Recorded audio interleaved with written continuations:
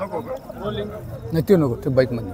राष्ट्रवादी काँग्रेस पक्षाच्या पाथर्डी तालुक्याच्या प्रवक्तेपदी, मुख्य प्रवक्तेपदी शिक्षण क्षेत्रात कार्यरत असलेले वसंतराव खेडकर यांची आज नियुक्ती झाली आहे. त्यांच्या भालगाव या गावी त्यांचा मोठा सत्कार करण्यात आला आहे. आपल्याबरोबर वसंतराव खेडकर आहेत. सर, आतापर्यंत तुम्ही सामाजिक, राजकीय आणि शैक्षणिक क्षेत्रामध्ये बहुधा मोठं योगदान दिलं आहे.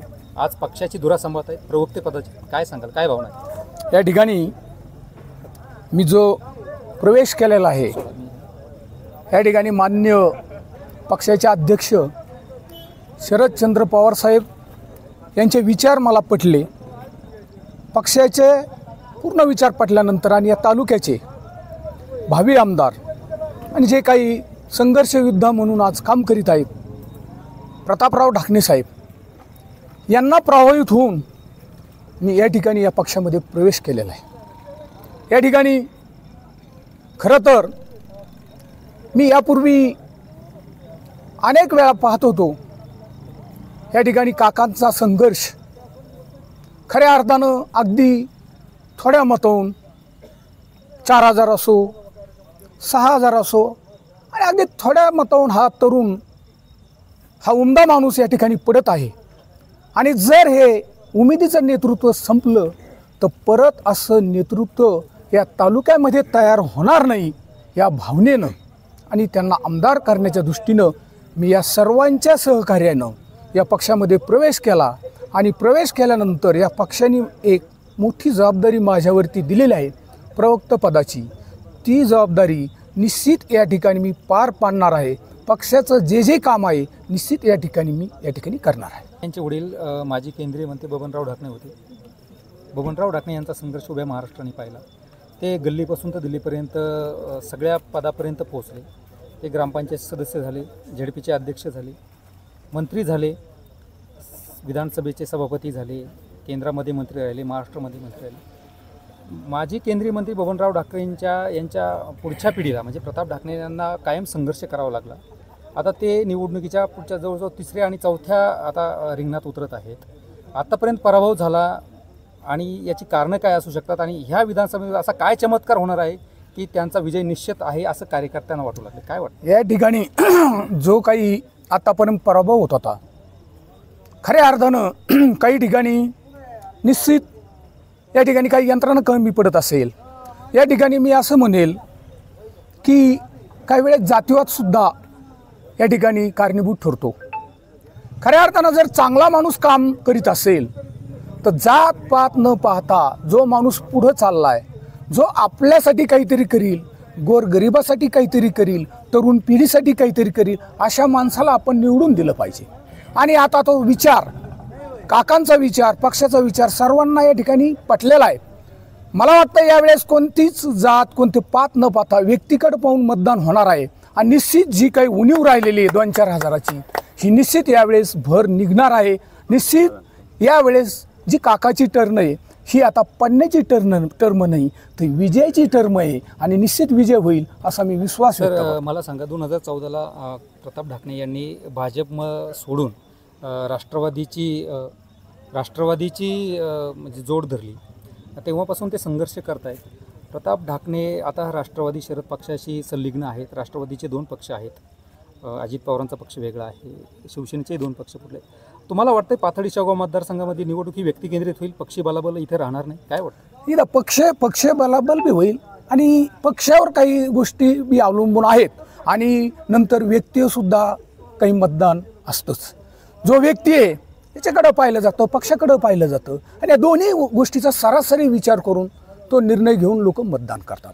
पण यावेळेस जे निर्णय आहे ते लोकांनी ठरवलं आहे की या ठिकाणी पवारसाहेबांवर सुद्धा या ठिकाणी अन्याय झालेला आहे. या ठिकाणी निश्चित त्यांचा पक्ष चोरीला गेला, चिन्ह चोरी गेला आणि एक 85 वर्षाचा युद्ध या ठिकाणी लढतोय. आणि माजी केंद्रीय मंत्री बबनराव ढाकणे साहेब आणि शरद पवार साहेब यांचे चांगले संबंध होते.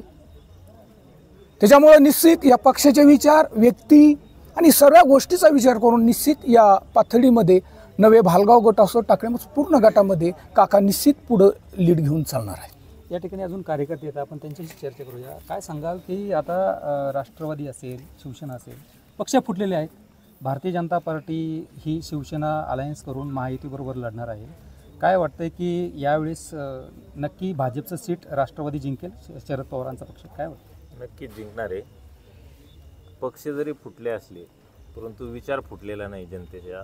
जो जनतेच्या मनामध्ये विचार आहे ते पूर्ण जनतेने अशी एक खूणगाठ बांधलेली आहे की येणाऱ्या विधानसभेला जे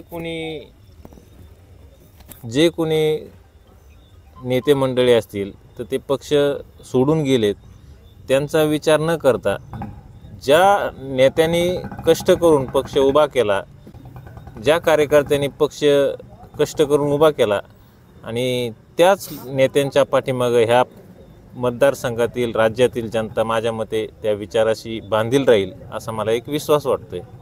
आणि आदरणीय या राज्याचे देशाचे नेते केंद्रीय माजी कृषीमंत्री शरदचंद्रजी पवार साहेब यांच्या विचारावर आणि त्यांच्या विचारधारेवर चालणारा हा तालुक्यातील जो मतदार आहे तो या विधानसभेला आदरणीय प्रताप काका ढाकणे यांना निश्चितच विधानसभेमध्ये पाठवल्याशिवाय राहणार नाही अशी मला एक खात्री आहे.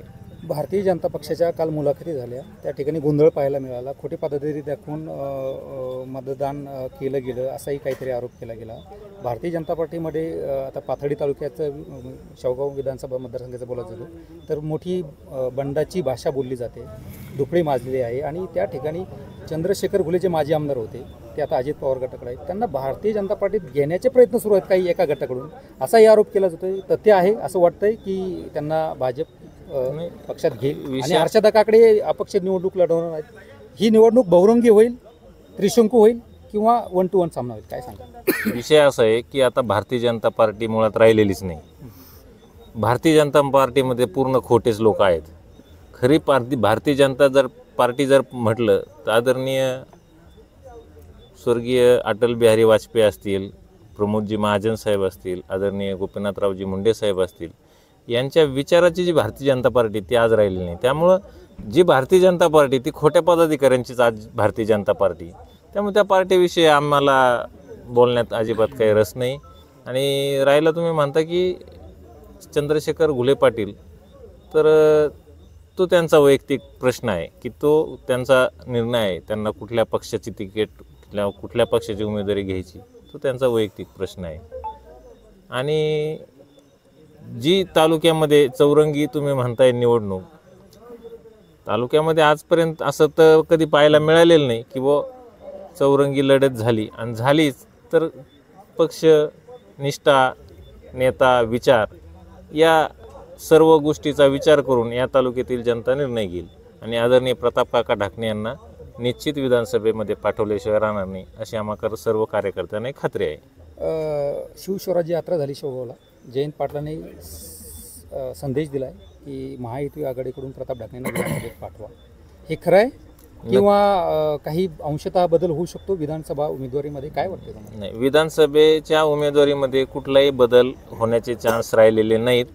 आदरणीय प्रताप काका ढाकणे हेच राष्ट्रवादी काँग्रेस पक्षाचे तुतारी या चिन्हावरील उमेदवार असणार आहेत. आणि ज्या पक्षाच्या प्रदेशाच्या अध्यक्षांनी जे सुतोवाच केलेले आहे की पाथर्डी आणि शेवगाव मतदारसंघातील जनतेला त्यांनी आवाहन केलेलं आहे की तुम्ही या पाथर्डी शेवगाव मतदारसंघामधून तुमचे जे काय प्रश्न असतील ते आदरणीय प्रताप काका ढाकणे हे विधानसभेमध्ये आल्याच्यानंतर मांडतील.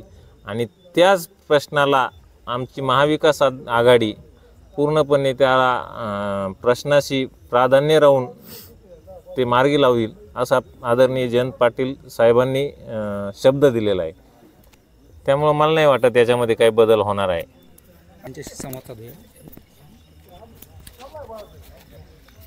इकडे काय वाटतंय की चंद्रशेखर घुले यांनी मनोज जरांगेची भेट घेतली, ते तयारी करतायत, पूर्ण माघार घ्यायची ठरवलेलं नाही आहे. हर्षदा काकडे निवडणुकीच्या रिंगणात उतरलेले आहेत. ढाकणे, घुले, राजळे आणि काकडे अशी बहुरंगी लढत पाहायला मिळेल, काय वाटतं तुम्हाला? कोणी माघार घेऊ शकतं? जे काय आता तुम्ही सांगितलं की चंद्रशेखर घुले यांनी मनोज जरांगे यांची भेट घेतलेली, यात मला तरी कुठं असं पाहायला मिळालं नाही. हे आता तुमच्याकडूनच कळतं आहे की बाबा घुलेंनी जरांगे पाटलांची भेट घेतलेली. आणि तसं जर पाहिलं तर शेवगाव पाथर्डी तालुका हा पुरोगामी विचारांचा तालुका आहे. या ठिकाणी पवारसाहेबांचे विचार आणि पवारसाहेबांची शेतकऱ्याविषयी असलेली तळमळ, शेतकऱ्याविषयी केलेले काम आज या तालुक्यात आहेत. आदरणीय बबनरावजी ढाकणे साहेबांनी केलेले कामं या ठिकाणी आहेत आणि याच जीवावर ही निवडणूक होणार आहे. ही या तालुक्याची निवडणूक कुठलीही जातीपातीवर किंवा जे काय खोट्या आश्वासनावर होणार नाही. ही निवडणूक ही व्यक्ती केंद्रित आणि पक्ष केंद्रित या दोन्ही गोष्टीवर होणार आहे. परंतु तुम्हाला पाहिलं असेल, महाराष्ट्राने आता सगळा सतत संघर्ष बघितलेला आहे. महाराष्ट्राने हे जे मराठा आंदोलन जे पेटलं, जे मनोज जरांगे यांच्या रूपाने पुढं आलं, ते आता निवडणुकीची भाषा करतायत, निवडणुकीच्या रिंगणात उतरण्याची भाषा करतायत. आता महाविकास आघाडी विरुद्ध महायुती असा सामना रंगणार आहे. परंतु ओबीसी विरुद्ध मराठा असा जो आरक्षणाच्या मुद्द्यावरून जो काही वादंग आता हा जो काही सुरू झालेला आहे, तुम्हाला वाटतं ओबीसी विरुद्ध मराठा असं काही वाद या मतदारसंघामध्ये होऊ शकतो? काय वाटतं? नाही, अशा पद्धतीचं वातावरण तरी आपल्या पाथर्डी शेवगाव मतदारसंघात दिसत नाही. आणि हा वाद हा फक्त काय ठराविक गोष्टींसाठी आणि ठराविक व्यक्तींनी उभा केलेला हा वाद आहे. हा कुठलाही आज आपण ग्रामीण भागात पाहतो, आज शेतकऱ्यांचे प्रश्न आहेत, सुशिक्षित बेरोजगारांचे प्रश्न आहेत आणि वाढती महागाई या 2-3 मुद्द्यावरच ही निवडणूक होणार आहे. ही जातीपातीवर किंवा कुठल्याही ओबीसी मराठा या प्रश्नावर आपल्या शेवगाव पातळीची निवडणूक होणार नाही. शरद पवार काल अहमदनगर जिल्ह्यावर आले होते, ज्याला आता अहिल्यानगर संबोधलं जातं. काही मुस्लिम बांधवांनी मागणी केली की छत्रपती संभाजीनगरचं नाव औरंगाबाद करा, अहिल्यानगरचं जे नाव आहे ते अहमदनगर करा, अशी मागणी त्यांनी केली आहे. आणि शरद पवारांनी सुतोवाच केले की आमचे महाविकास आघाडीचे उमेदवार निवडून द्या, तर याचा आम्ही पुढे विचार करू. काय वाटतंय, पुरोगामी महाराष्ट्रामध्ये हिंदुत्वाचा मुद्दा पुढे घेऊन चालणारं सरकार, याच्यामध्ये अशा पद्धतीनं नामांतरणाची भूमिका घेणाऱ्या काही घटकांना शरद पवारांना काही घटक साथ देतील असं काही वाटतंय तुम्हाला? काय होऊ शकतं, याचा निवडणुकीवर परिणाम होऊ शकतो का? निश्चितपणे आज जर पाहिलं तर जातीपातीचं वातावरण, जातीविरोधी वातावरण तयार करण्याचं काम हे जास्त करून भारतीय जनता पक्षाकडून केलं जात आहे. आणि नामांतरणाचा जर विषय जर आपण पाहिला तर आमचं हिंदुत्व हे छत्रपती शिवाजी महाराजांना प्रेरित असलेलं हिंदुत्व आम्ही मानतो. जे काही राष्ट्रवादी पक्ष आहे हे छत्रपती शिवाजी महाराजांना जे 18 पगड जातीला सोबत घेऊन चालण्याचं हिंदुत्व आहे, हे शरद पवार पक्षाचे आणि ते आमचे संस्कार आहेत. आम्ही कुठल्याही जाती धर्माचं आणि हिंदुत्व असं मानत नाही. जर भारतीय जनता पक्ष हिंदुत्व मानत असता आणि जर शिवाजी महाराजांच्या नावावर त्यांनी मतं मागितली तर त्या छत्रपती शिवाजी महाराजांचा पुतळा अशा पद्धतीने कोसळला नसता. ही खूप दुर्दैवाची गोष्ट या भारतीय जनता पक्षाच्या काळात घडलेली आहे आणि याचा तीव्र असे पडसाद आणि याची खूप मोठी किंमत ही भारतीय जनता पक्षाला निश्चित येणाऱ्या काळात मोजावी लागणार आहे. शरद पवार हे अहमदनगरला आले होते, त्यांना मुस्लिम समाजाच्या काही घटकांनी विनंती केली की छत्रपती संभाजीनगरचं नाव औरंगाबाद करावं आणि अहमदनगरचं नाव अहिल्यानगरचं नाव अहमदनगर असं करावं, अशी त्यांना विनंती करण्यात आली. हिंदुत्वाचा मुद्दा आहे, बाळासाहेब ठाकरे यांच्या विचाराचं सरकार आहे असं ते महायुतीतले घटक सांगतायत. तुम्ही प्रवक्ते आहात, तुम्ही काय सांगाल? शरद पवारांच्या या भूमिकेला तुमचा पाठिंबा आहे? काय होऊ शकतं, याच्या निवडणुकीवर परिणाम होऊ शकतात, काय सांगाल? सध्याला तो मुद्दा, सध्याला तो जरी ते बोलले असले तरी सध्याला तो हा मुद्दा नाहीच आहे.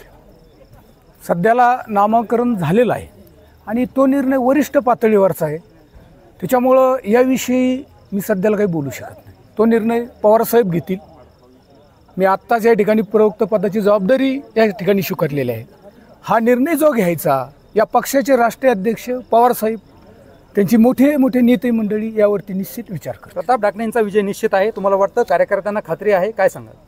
या ठिकाणी पूर्ण कार्यकर्त्याला यायचं नाही तर पाथर्डी शेवगावमधील सर्व कार्यकर्त्याला पूर्ण विश्वास आहे की या ठिकाणी प्रताप काका आमदार होणार म्हणजे होणार. काळ्या दगडावरची पांढरी रेघ आहे, काका आमदार होणार.